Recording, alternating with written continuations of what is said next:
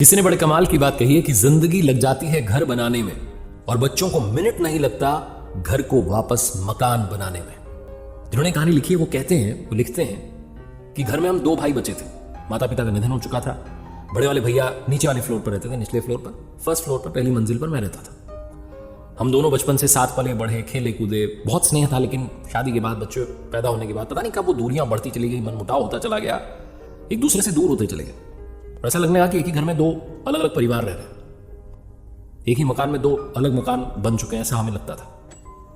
भैया जो थे वो दफ्तर जल्दी जाते थे, ऑफिस जल्दी वापस आते थे शाम में। मैं थोड़ा देरी से जाता था, देरी से वापस आता था।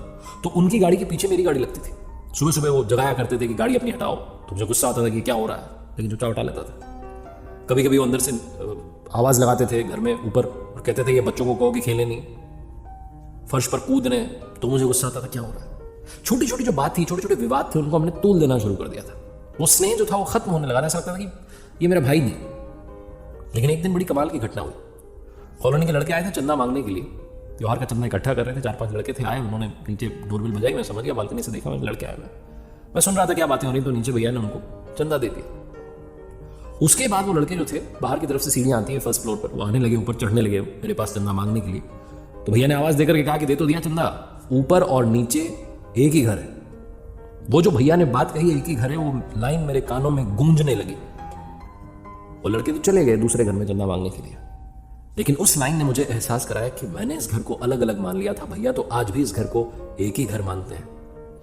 उस दिन के बाद से मेरा व्यवहार बदल गया। मैं सुबह जल्दी चक्कर की गाड़ी हटा लेता था ताकि भैया गाड़ी निकाल लें, उन्हें ऑफिस जाने के लिए लेट ना होने लगे।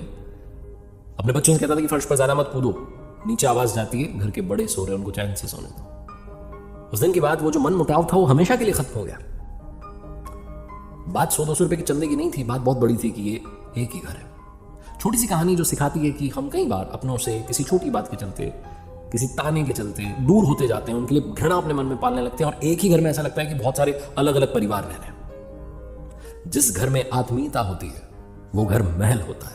आप चाहे जितना आलीशान मकान बना लें, लेकिन घर में जो रह रहे हैं अंदर, उन सदस्यों के बीच में प्यार नहीं है, प्रेम स्नेह नहीं है, तो उस मकान का मतलब नहीं है, वो खंडर के बराबर है। और अगर आप एक छोटी सी झोपड़ी में रह रहे हैं, लेकिन जो अंदर सदस्य रहते हैं उनके बीच में प्रेम है, स्नेह, आत्मीयता है, तो आप एक बहुत शानदार खूबसूरत महल में रह रहे हैं।